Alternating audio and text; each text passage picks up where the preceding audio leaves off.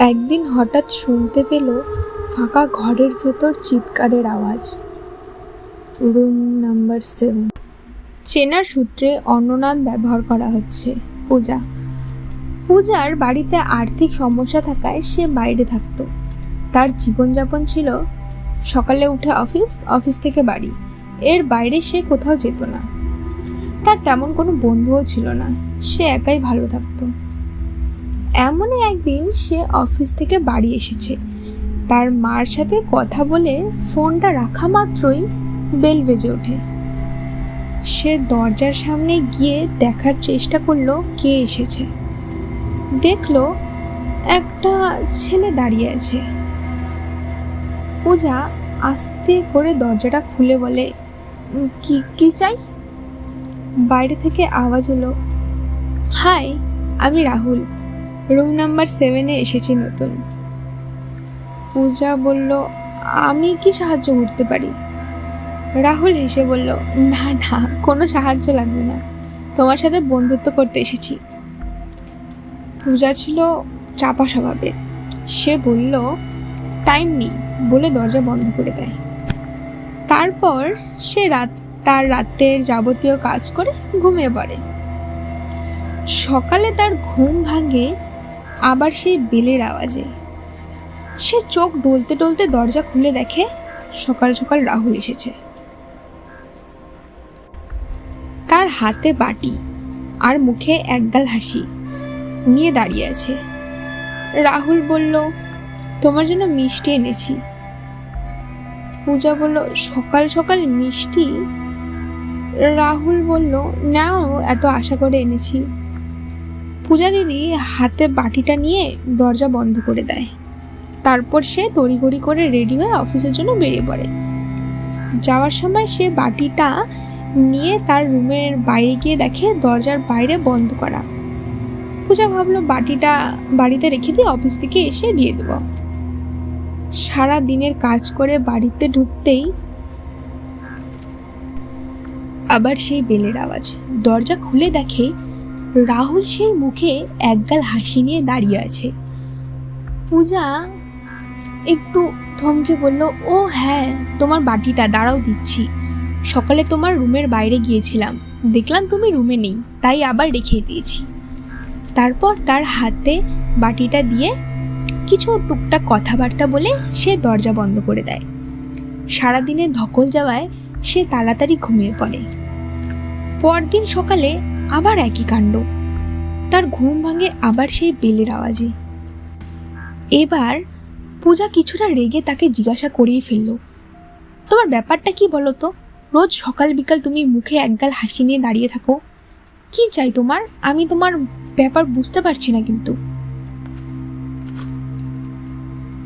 রাহুল মুখে একগাল হাসি, সেই হাসি নিয়ে বলল, আমার বন্ধু বানাতে ভালো লাগে, তাই আমি এসেছি, আর এমনি কোনো খারাপ মতলব নেই আমার। এরপর প্রায় 1 সপ্তাহের মতো একই ঘটনা ঘটতে থাকে। রাহুল রোজ সকাল বিকাল তার বাড়িতে প্রতিনিয়ত আসতে থাকে। এরই মধ্যে পূজা লক্ষ্য করল রাহুল যে রুমে থাকতো, রুম নাম্বার 7, মানে যেখানে বলেছিল সে থাকতো, সেই রুমের বাইরে তালা ঝুলছে। তোমরা লক্ষ্য করবে রোজ ইউজ করলে তালায় জং পড়ে না, কিন্তু অনেক দিন থাকার ফলে তালায় জং পড়ে যায়। সেই তালাটা ছিল একই, অনেক দেখে মনে হচ্ছিল অনেক দিন ধরে তালার কোনো ব্যবহার হয়নি, ওপরে মাকড়সার জাল ধরে আছে। এবার পূজার সন্দেহ হতে থাকে। সে ভাবলো এই বিষয় নিয়ে সোজা বাড়িওয়ালার সাথে কথা বলবো। বাড়িওয়ালাকে পূজা আদরে দাদু বলে ডাকতো। পরদিন অফিস থেকে তাড়াতাড়ি ছুটি নিয়ে বাড়িওয়ালার কাছে গিয়ে পূজা বলল, দাদু, আমার পাশে যেই ছেলেটা এসেছে না, ও রোজ আমার বাড়ির বাইরে বেল বাজায়, সকাল নেই বিকাল নেই আসতে থাকে। বাড়িওয়ালা বলল, কোন ছেলের কথা বলছিস মা? পূজা দিদি বলল, ওই তো রুম নাম্বার 7-এ যে ছেলেটা আসে গো, মানে ছেলেটা যে থাকে, ওর কথাই বলছি। পূজার কথা শুনে বাড়িওয়ালা বলল, কার কথা বলছিস মা? তোর পাশে তো কোনো কেউ থাকে না। ওফ দাদু, আমার পাশে রুম নাম্বার 7, রাহুল নাম তার, কিছুদিন হলো নতুন এসেছে। এবার দাদু কিছুটা সন্দেহর মুখে বলল, তোর পাশের রুম নাম্বার 7, রাহুল নাম, কিন্তু সেখানে তো এখন কেউ থাকে না। আগে থাকতো, কিন্তু 2 বছর হলো সেটা পরিত্যক্ত অবস্থায় পড়ে আছে। পূজা বলল, হ্যাঁ আমিও তো সেটাই ভাবছি।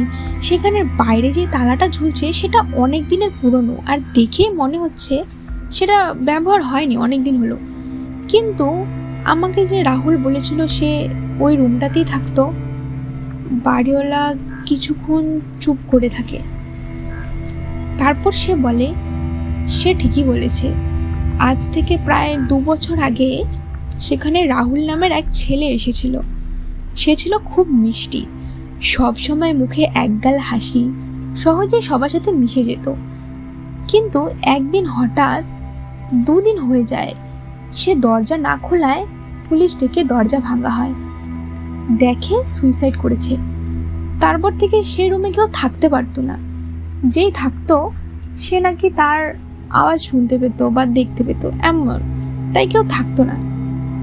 কিন্তু এতদিন পর হঠাৎ পূজা এই শুনে বাড়ি চলে যায়। এবার রাতে হঠাৎ বেল বাজে। পূজা ভয়ে কেঁপে ওঠে।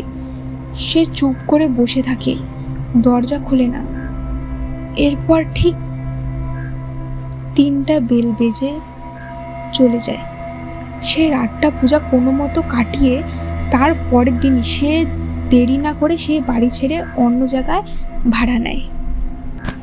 তারপর সে শুনেছিল সে বাড়িতে যারাই আসতো কেউ না কেউ তাকে দেখতে পেত বা আওয়াজ শুনতে পেত, কিন্তু তাকেই কেন সেইভাবে দেখা দিয়েছে আর এইভাবে আদর যত্নে রাখতো, ভয়ও দেখায়নি, কেউ বুঝতে পারেনি। আজও সেটা প্রশ্ন রয়ে গেছে। তো কেমন লাগলো ঘটনাটা কেমন হয়েছে তোমরা কমেন্টে জানাবে কিন্তু। আরও এমন ঘটনা শুনতে চাইলে চ্যানেলটিকে সাবস্ক্রাইব করে রাখো, ভালো লেগে থাকলে লাইক, শেয়ার, এবং দেখা হচ্ছে পরের ভিডিওতে। Bye guys.